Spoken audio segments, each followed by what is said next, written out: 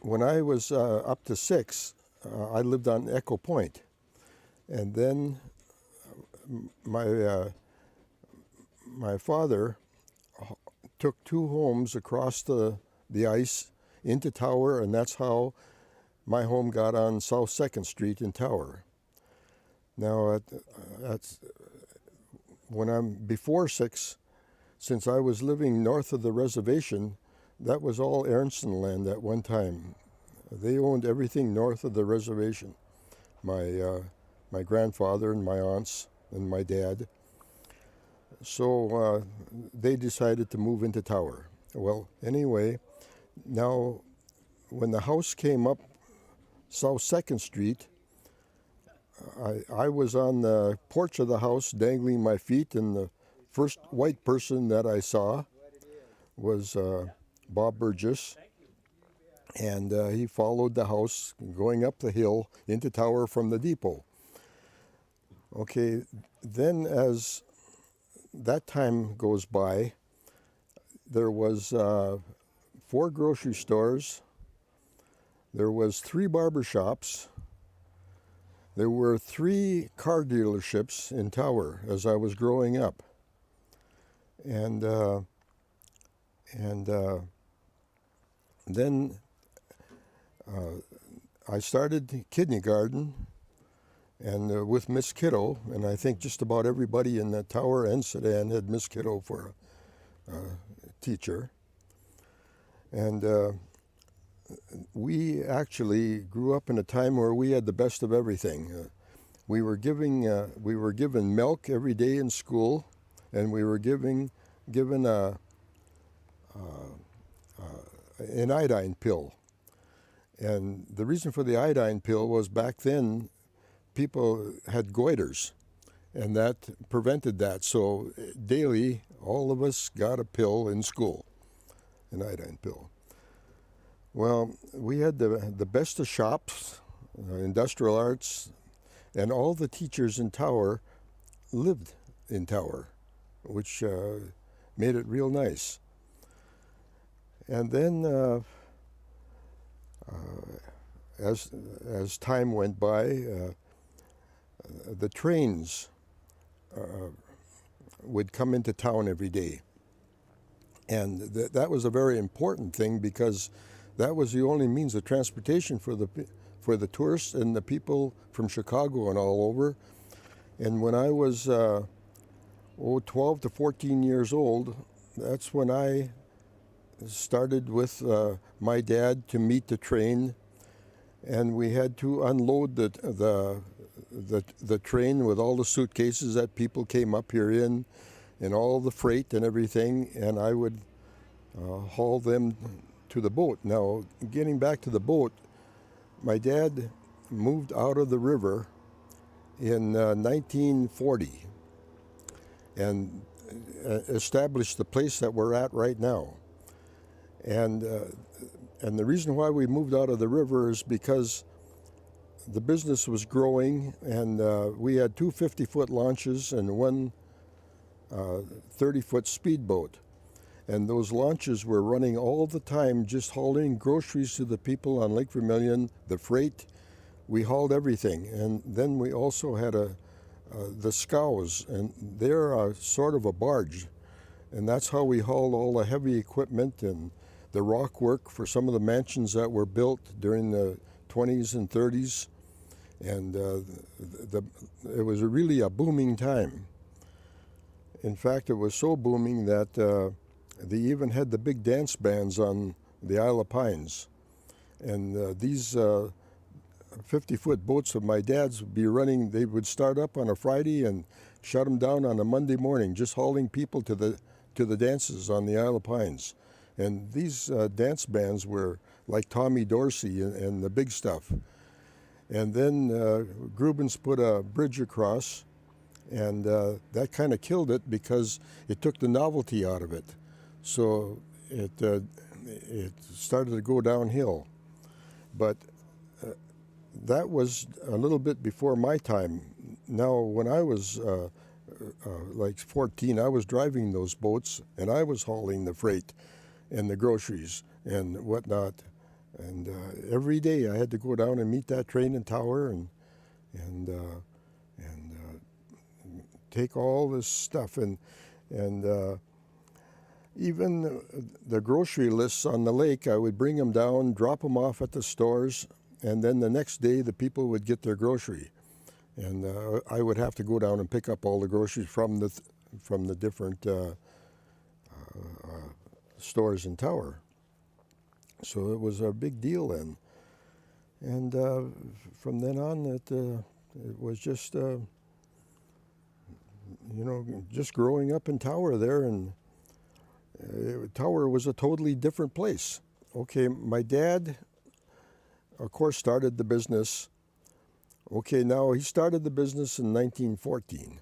Then in 1918, they were drafted into the Army, because it was my dad and his brother in the business. They called it, then at the river, it was the Aronson Brothers Livery Service. That's what it was called when it was in the Tower River. And there were the outing center, there were other businesses on the Tower River. And then when my uncle, he never made it out of the war. He died in England. And then my dad made it and came back. So the business was shut down for about that one whole summer. And the thing is, when they were drafted in June. And that's the start of the business. And they tried to get out of it and delay their draft, but the government wouldn't let them. They said, you have to go. Well, like I say, my uncle didn't make it. He died in England. And that was from the the Spanish flu pandemic, which killed millions.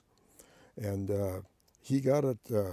They said that on the ship, when he went across, he was on the sister ship to the Titanic. That's what hauled our troops into England to fight the Germans in France. And anyway, he got the flu. And they said in an article that was written about him that he was in perfect health when they got there, and in 2 days he was dead. So that flu really took over things fast, probably like our COVID to some families. But anyway, then my dad came back after that year and started the business going again. So they lost one summer there. Then my dad died in 1956, and that's when my brother took over. And he was, his name was Walt Aronson too. And he took it over until Joyce and I took it over in 1960. And my brother went on to Florida, and that's where I had to make a decision whether I should stay in the Florida businesses, which was a large marina, and some other. There was about 3 businesses that we had down there, and he had, and I made the decision then to buy him out, and that was in 1960, and everything was going pretty good, and then all of a sudden in '61 the Sudan mine closed. And that was a big source of income for me. And it's kind of devastation sets in then, what are you going to do when a mine shuts down and you rely on a lot of business there? Well, I survived okay, and I ran it for 45 years.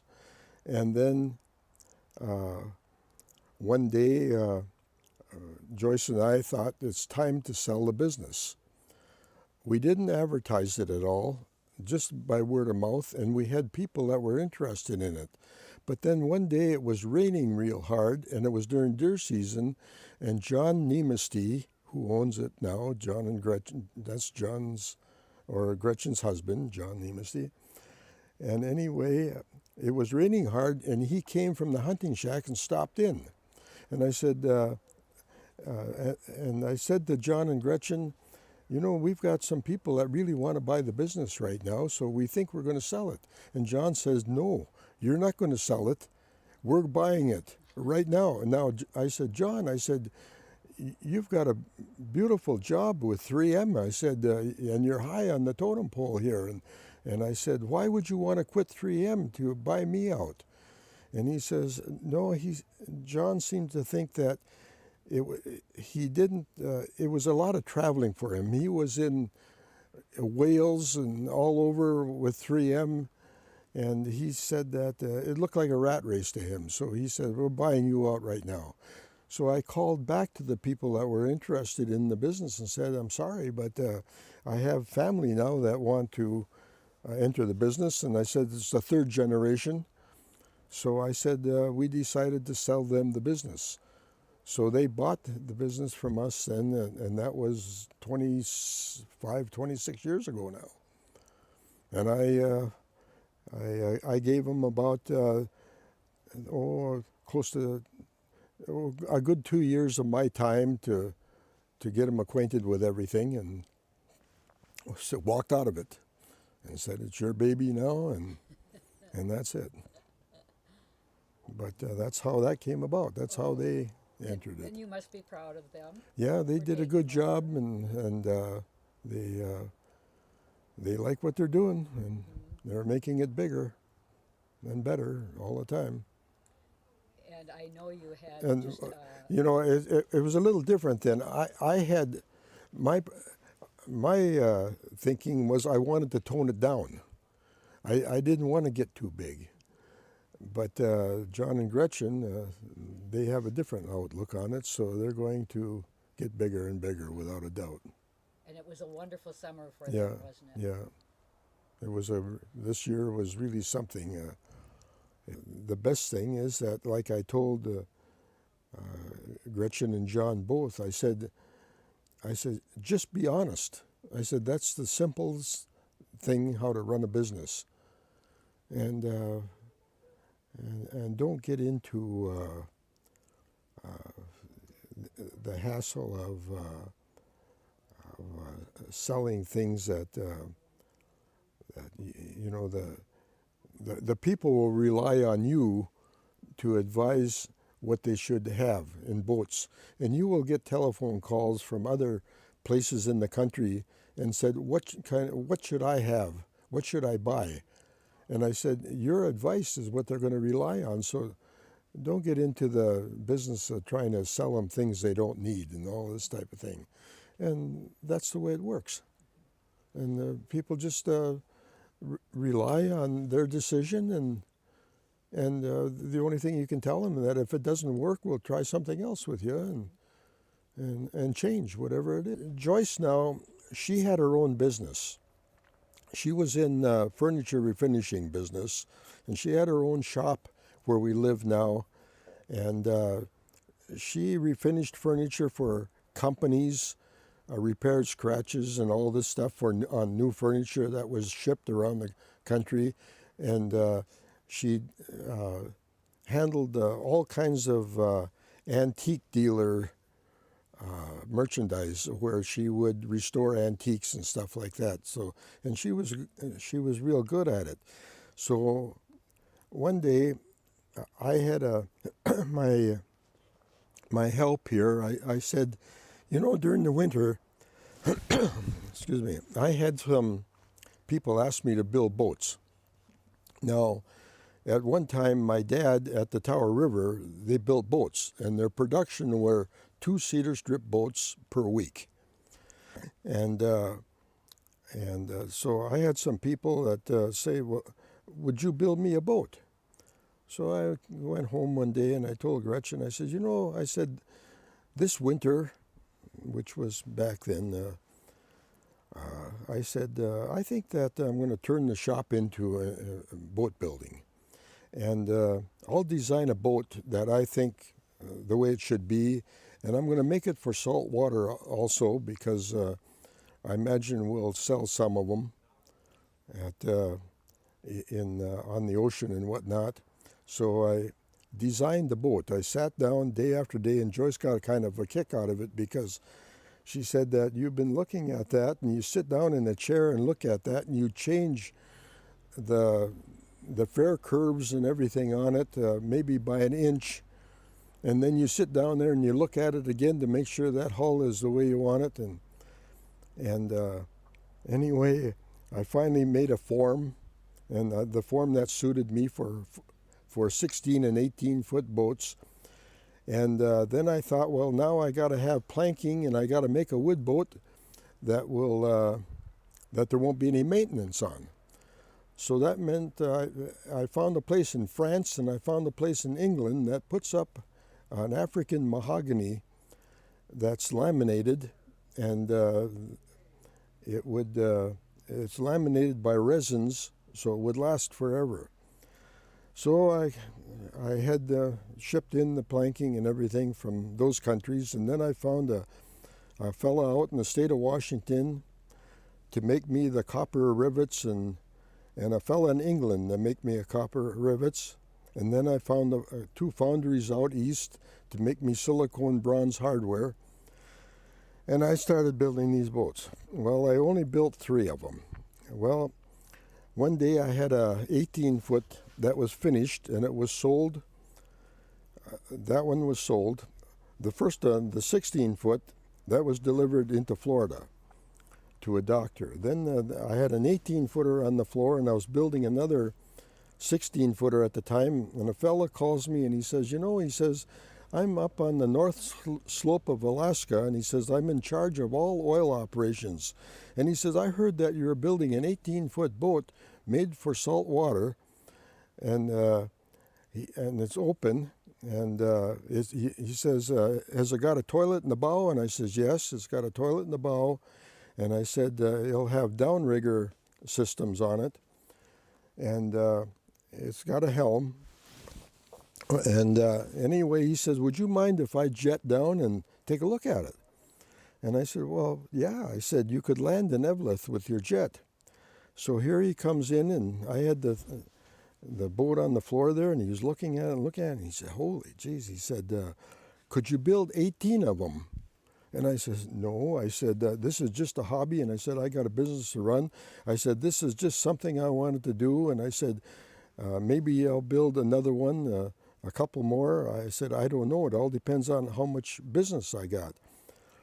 Well, that kind of mushrooms. Pretty soon I had another fella call me from Palm Beach, and he says, he says, I own the Rolls-Royce garage down here and the Mercedes-Benz garage. He says, I went up and I saw your boat here, and I said, you weren't there at the time. And he says, would you mind if I had one that I could put on display on my showroom floor?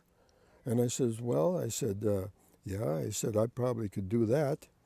So I did that, and then now about 2 years ago, the Wood Boat School in Maine called me, and they said, would you like to come to Maine? And I said, why? And they said, well, we've got one of your boats, your 16-foot boat here that was donated by a doctor in Florida, and we're teaching our students on it. Well, I said, I just don't have time right now to go to Maine and everything like that, so that kind of ended that. Well, then one thing led to the next. And then there's a fellow that lives not too far. He died now, but his name was Oiva Mackey. Very good builder, had houseboats on Lake Vermilion. And one day I said, Oiva, I said, I got to build a barge. And he said, how big is the barge? And I said, well, it's got to be close to 50 feet long, and it's got to be 14 feet wide. It's got to have a nice cabin on it, superstructure, and it's got to be diesel powered. Well, he says, the only way we can really do this is we got to draw it in full size. I said, geez, I said, where are we going to get a piece of paper that's going to be full size, that size? I said, well, I'll go up to Zoop's and buy one of those big rolls of meat packing paper. And I said, we'll lay it on the floor and we'll draw that thing out. So I did. We drew it out. Shipped it to Minneapolis. They sheared the plates and everything and brought it back. And I got good welders around here, so we welded up that boat. And pretty soon I got a lot of calls from West Germany and Venezuela. And they said, would you build us barges? And I said, I don't want to get into the steel business. Then pretty soon Rudy Perpich comes in, and he was the governor of Minnesota, and he said, we'll set you up a factory if you want to go in the steel business. And I said, no, I said, I just want to keep my business here and do what I'm doing here. And I said, I needed this barge for Lake Vermilion. And I said, I'm going to use it on Lake Vermilion. So I did. We ran it for about 5 years on Lake Vermilion.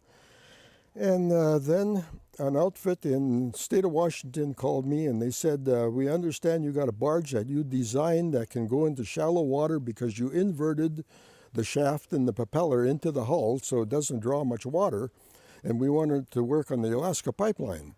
So they came in with a big truck. We got 2 cranes from the mining company, and we loaded it on this truck, and away it went to Seattle and up the Inland Waterway and up to Alaska. So then I get a phone call. Now this is about 5 years ago now. I get a phone call, and they said, would you and your wife want to come up to Bethel, Alaska? And I said, why? Well, they said, we've got your barge up here. And I said, well, how do you know it's my barge? Well, because your name is burnt into the hull, because when you federal license that you become, you're the master carpenter, so therefore the barge becomes an individual. And they said it's called Thor forever. And they said, we're on a joint venture with the Russians, and we're hauling salmon with your barge now to the Russian ships, the cannery ships. Well, I said, this is summertime, and I don't have time to go up to Alaska right now. So then, now a couple years ago, a phone call, they said, we got your barge back in Seattle. And I said, really? I said, what are you doing with it? Well, he said, I built my house on it. He said, I live on it. I said, your house on it? He sent me a picture of it, and I don't know where that picture is now, but it's a regular home, and it looks absolutely ridiculous. Then I kind of settled down, and I just settled down into the business and quit building boats and barges and everything. Well, your hobby really took off. Yeah, yeah. Oh, you've lived such a full life, John. Yeah. You're to be congratulated. Yeah. And you're so well. Yeah, I'm well. Are you in touch with friends with whom you grew up? Are there very many around here anymore? Let's see now. You know, there's not too many left. You know, in my class, which I graduated in 1954. Yeah, 1954. And there's only about maybe 5 or 6 of us left right now. How big was your class? 23. Oh, all right. Yeah, the class of 23. And I think there's only 5 or 6. We won't have any more reunions, I'm sure of that. But that's about it. Oh, now the lake has really changed in the way that in my time, the women were living at their cabins all summer, and the men would go to work. That's why our mail boat would stop there every day, because they would receive the groceries and the mail and everything like that. And the men would fly back to their businesses and work and everything, and then come back whenever they could. Now that's gone. So when the man and wife come now to their cabins, they come up together and they leave together. So nobody is staying like they did before. It was a regular home all summer long. That's a big change. And the big change is now there's no more grocery delivery or anything like that. There's only mail delivery, which we do, you know, which the boat works does for that. And that mail route, that started in it became a regular route in about 1923 with the government. And ever since that, we've been doing it. But it's changed that there's no more groceries. There's none of this. It's only mail now and a little bit of freight maybe. And of course the boats are faster. They're not those big boats, 50-passenger boats anymore.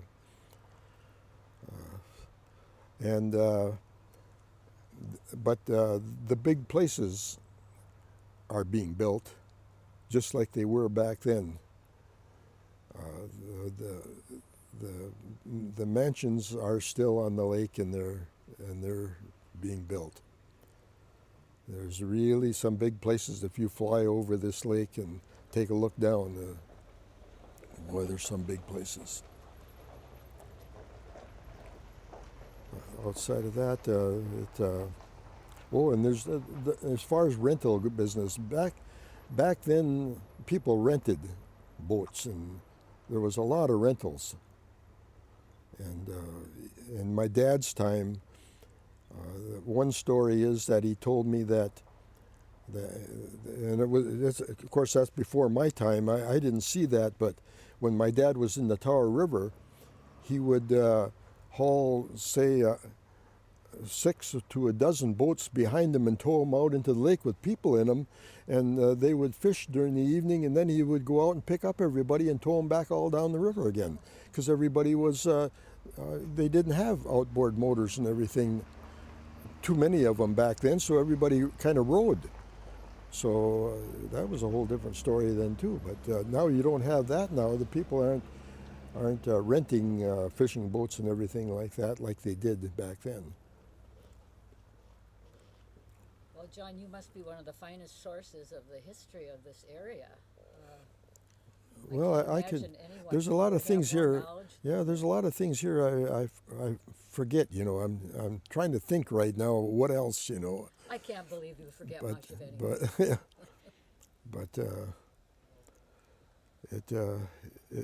Like I think that I grew up in the best of time. I think my time, we could go out and.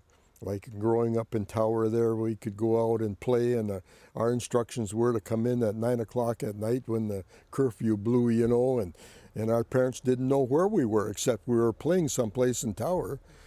You never had to worry about getting into a problem of kidnapping or anything like that, you know. There was no such thing, and it was nice. Pine Island was the largest one, and that had quite a population on it. And then when you'd go farther, there was Gold Island. Then that had about 3 places on it. You had Wolf Island up there by the Vermilion Dam, which had John Yeager, who was he's the one that designed St. Paul in Minneapolis, and he was quite a architect. In fact, he took part of the Great Wall of China into his cabin as a bar. But he was a steady customer, and they came from Minneapolis. Pine Island was in the Dells area. That was Iowa and Nebraska. East end of Pine Island was all Ohio. And then, of course, we had resorts, quite a few resorts. And you have to remember that the Tower Box Factory furnished the boxes to these resorts that packed the fish. And then they would put fish in. The people that came up here would, this is the way they would ship their fish back home to whatever state they were in. And the boxes were lined. They'd put moss in them, ice in them, and they were probably about 2 feet long and a foot square, you know, and I would have to haul those back and forth on the boat all the time from the resorts and everything to get them into the train and ship out the fish. That was a big deal. And like I say, the Tower Box Factory produced the boxes. That's another story, you know, on the Tower Box Factory. That was quite a deal there. And my grandfather was the main filer for all the saws and would put these big bandsaw blades together with silver solder, and he had his office and workspace upstairs, and I used to sit and watch him sometimes up there, but that was a real going concern. The box factory was a big thing for Tower. That's when the train would run right out to the lake there at Mill Point, they called it, and that was the Mill Point addition to Tower, which was also called Lakeside, and there were homes out there and everything. And the lumber mills were there, and the box factory was there, and it was a big business. I grew up, you might say, with it, and it was a booming place. And then as far as the resorts, you know, the Tower, the historic harbor in Tower is tied to the Tower train station in being the main street to Lake Vermilion, and how the resort industry started. And I understand that during your time growing up, that's when the boom in the resorts began to happen on Lake Vermilion, and then it therefore followed afterwards in Ely. Yeah, and that when you got back to the big change on Lake Vermilion, you know, that's when the resort started to it seemed like there were less and less resorts. They were bought up for private land, and the people sold to people that wanted to build a home on it or something like that, and you don't have nearly the resorts now that you did back then. But it seems like right now the families are really patronizing the resorts that are here, and the resorts are all pretty well filled, and it seems like it's coming back that way again, where people want to not own a cabin, they want a vacation at a resort. But that's a big change that's happening right now.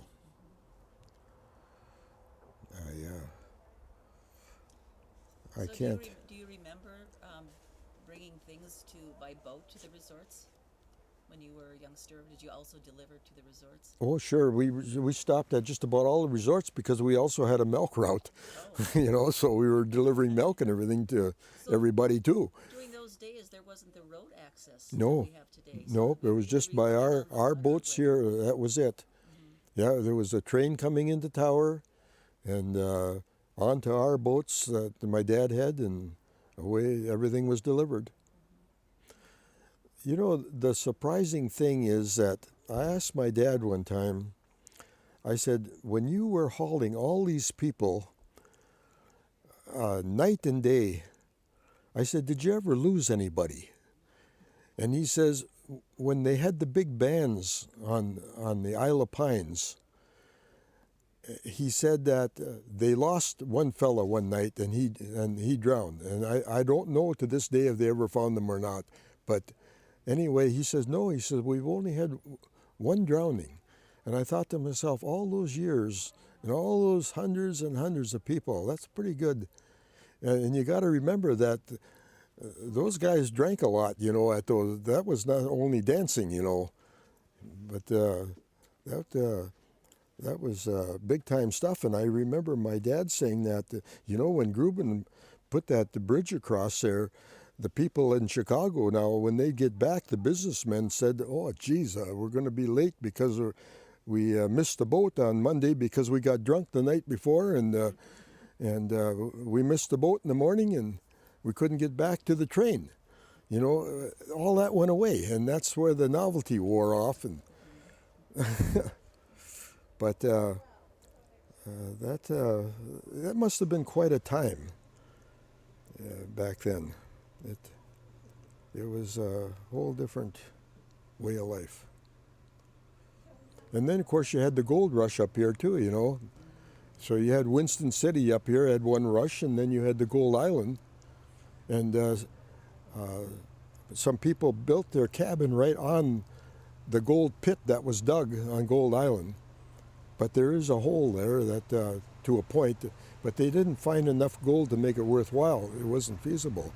But one time I asked NASA when they were up here, and they were looking at how much gold there is in this rock around on all the lake here and everything and up in Ely, and I asked them, I said, is there that much gold up here? And they said, yes, but it's in the rock and it's so costly to ever get it out. You know, it's not gold nuggets like you're panning or anything like that. But they said, yes, there's a lot of gold in the area.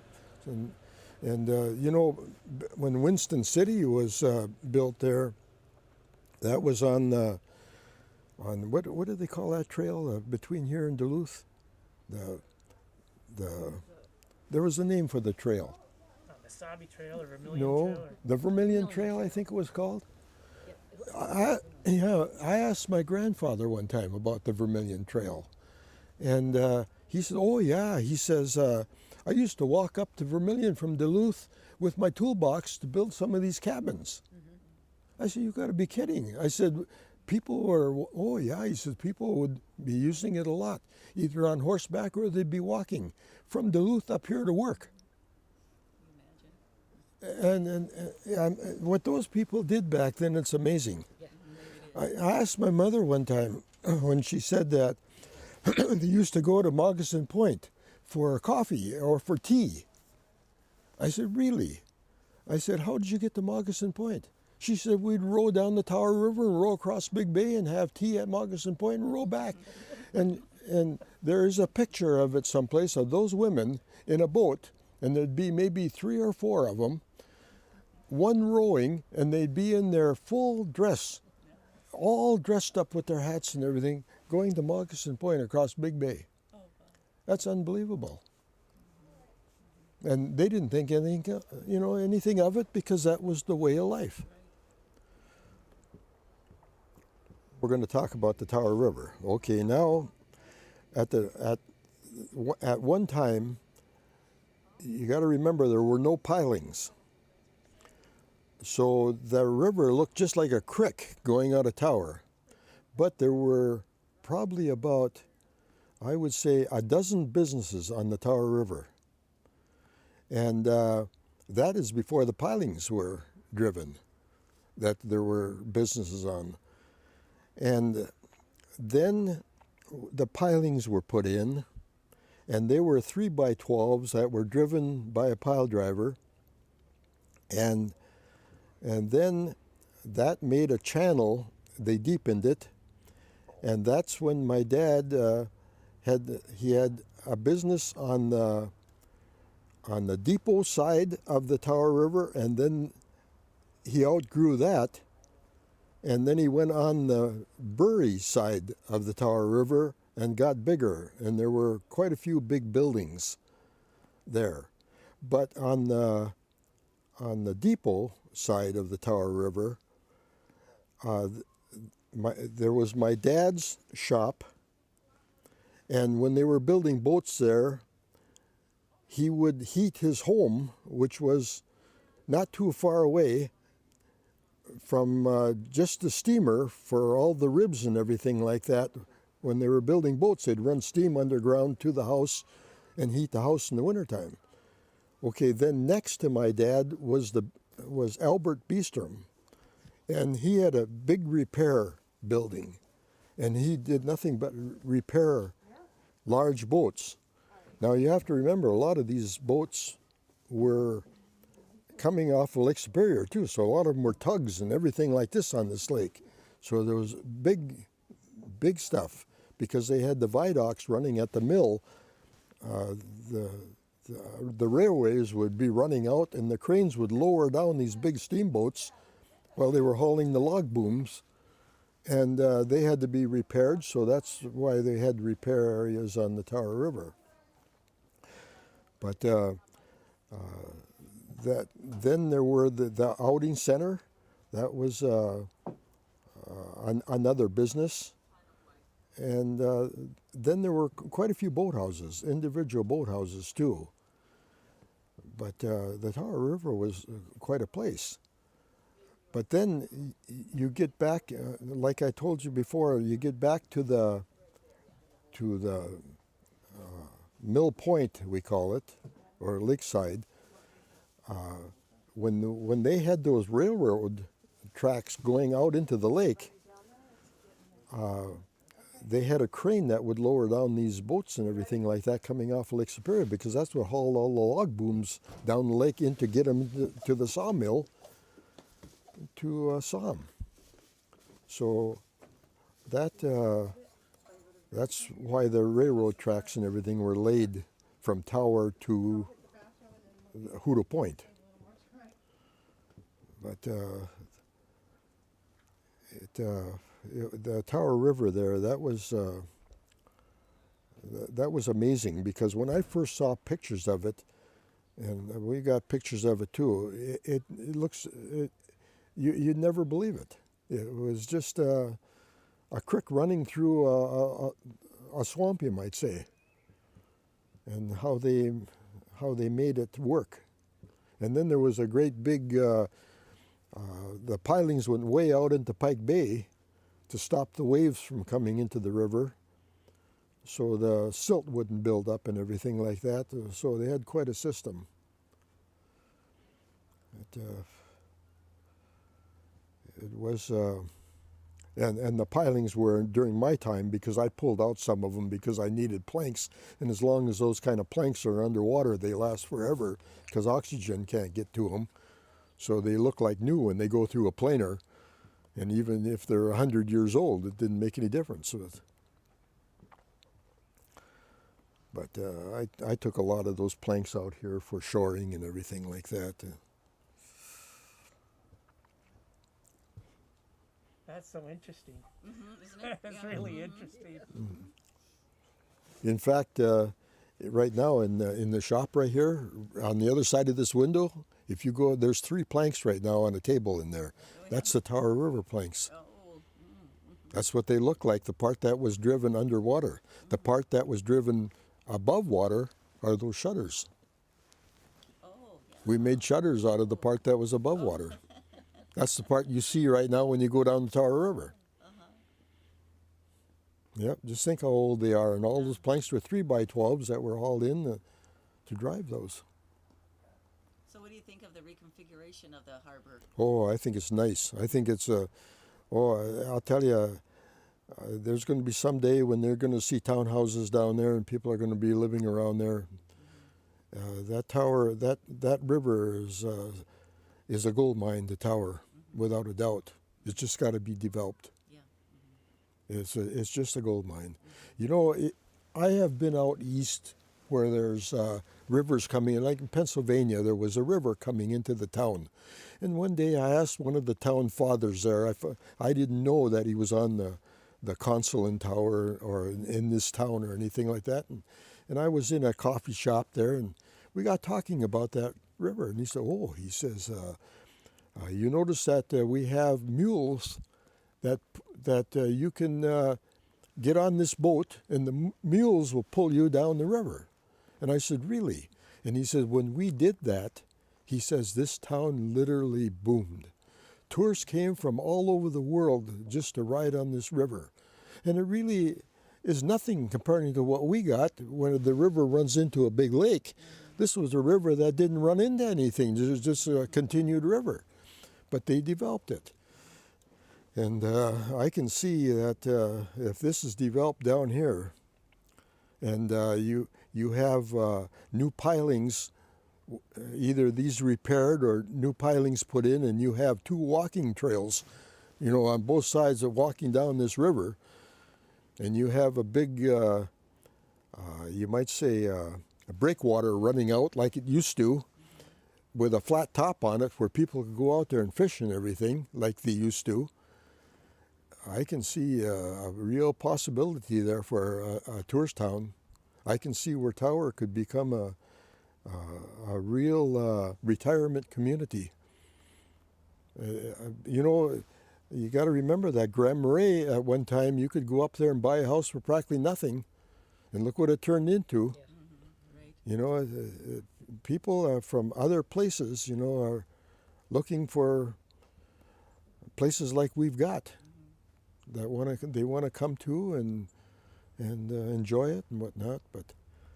But Tower's got a tiger by the tail there, and they just got to develop it. Orland, our mayor right there, he's on the right track. It's just that you got to find the finances, of course, to do something like this, and it takes quite an individual to, to work on something like that. I know that there's a lot of people that don't believe in that type of a thing, but from my experience with what happens with people, on the lake here, I can see how it can happen real easy. And you're seeing that the activity this summer, with our pause and our living with the COVID virus, has brought people back to simple life. Yeah, that's right. And coming back to the resorts I've talked to that we had people. years ago is Yeah, I've talked to people here on the deck right here, sitting out here, and I said, I asked them, where are you from? Oh, or we're from some other state, and I said, well, I said, did you have a cabin up here? Oh, yes, and we're staying now because we find out we don't need that big office building in the city. We can work out of our place up here. There's going to be people that are going to stay up here the year round this year because of the COVID, and because of this virus, they see that they really don't need these big office buildings to work in. Things are going to change a little bit. There's going to be someday you're going to get the right people that will have the knowledge to do this, and they're going to do it. They're going to build it. Where you think it's a big deal to build, but to some of these builders, what they do, there's nothing to it to them. Okay, now the brewery in Tower at one time made Tower beer, and out here in storage here, I had a couple of cases of that Tower beer saved, empty bottles in cases. And somebody stole it, so I don't know where it went. But anyway, I asked my grandfather about that. Now, that was built as a huge refrigerator, you might say, and it made beer. That's what it was built for. Okay, so then, as time went on, they asked my grandfather to put in those windows. And so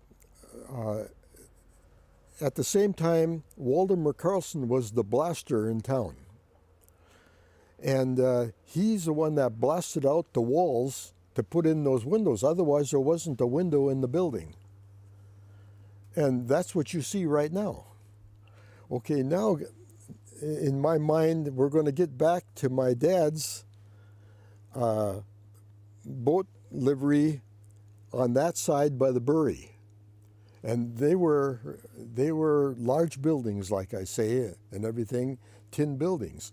So when my dad decided to move out here, he asked Waldemar Carlson, who blasted out the brewery windows, to blast out the old cribs that they had in the river to support my dad's buildings. They had to get rid of the cribs. So Waldemar Carlson goes down there.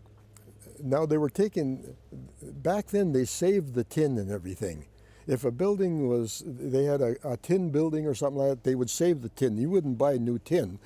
So they reconstructed those buildings out here, same tin, and filled all those little nail holes with lead. So, I mean, it was quite a deal. Well, anyway, when they were taking the tin off the building next to the brewery there, one of my dad's, the main boathouse that had the big slips for the 50-foot launches, Waldemar comes over and commences to blast the crib out. Well, when he put the charge on the crib, the concussion in the building was so great that it blew the tin off the building into the river. Well, now they didn't have to pull the nails anyway. So now they recovered all this tin out of the river and hauled it out here to reconstruct the building from that tin. But that's all that started all from the brewery, and from one thing to the next. But like I say, the windows and everything like that were built by my grandfather that put those in there. But those walls on that brewery, some are from 2 to 4 feet thick of concrete. Now, if somebody you know, you look at that thing and it's a mess right now. But if somebody, and there will be somebody that's going to look at that thing, and we might have a microbrewery someday back in that building, who knows? But it's a perfect place for it. And that building isn't going to deteriorate anymore, you know, because it's all cement. So, Have you ever been into the third floor of the no, building? I've never been up to the, I've never been it. Open. And I've only been into that, the iron ore bar part. I can't even remember, maybe once in my life, that's about it, once or twice. I just never went into it. I mean, even when Claude Lukowski was running the bar there, you know, I just never went into it. But that's quite a monument right there.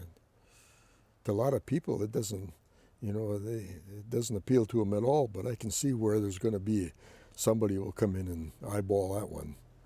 Sure as heck. I've seen a lot worse happen throughout this country. You know, that people bought stuff and wonder how that's going to be. When I was growing up there, when we were all in our, you might say, high school and graduated, we had some pretty fast boats. And there was a bunch of us. And we would run this lake all night long with those boats. And they were loud because we had stacks on the engines, and they were really loud. And you could hear the roar in Tower when we were on the lake. But you know, when we would get these dates from all these tourist girls, and we would take them out, here their parents would let those girls go out with us, complete strangers now, you might say. We'd get lined up, you know, with them on the, I don't know, you just meet them. And anyway, it was never a question. They let us, the girl would get in the boat with us, and away we'd take off, you know, and we're traveling now at midnight at night, you know, and bring them back home again. There's never any problem. And I could never figure that out. How would those parents would ever let their daughters go out with us? But we had a good time, and many picnics, you know, that type of thing, and it was a real good time. And then Joyce captured your. Well, yeah, and then we found out there was 5 girls on Birch Point there, and a guy called us, and this fella that called us lived in Texas, and he says he called a business here, and he said there's 5 girls, and I called into Tower, and I said I need 4 more guys, and I said there's 5 girls on Birch Point, and we all go up there, you know, and meet them, and pretty soon everybody's taking out one of the girls. That's the way things always went, you know. It was good, clean fun. You're good Tower boys. Yeah, Trustworthy. it was really nice. And these girls were from Chicago and all over the United States, you might say. But we sure gave them something to do in the summer besides sit at a resort, you know. And the resorters, they kind of enjoyed it too, except sometimes when it got real late, some of the would complain about the noise or something like that. But other than that, right now we'd get arrested if we did something like that. Buzzing those docks, you know, and it's funny we didn't have more accidents traveling at night like that. One lake to the other. I mean, gee, we had dates. I had a date one time at the Vermilion Dam where my brother, this is when he was operating here, and he says, I can't believe it. And I said, believe what? He says, here you got a date at Vermilion Dam from this girl here, and the father flies you in his airplane down to work, and then comes and picks you up after work and brings you back up there, and you stay overnight in their, they had, you might say, above the boathouses and stuff like that, apartments and everything like that. I'll tell you, we had quite an experience. Yeah.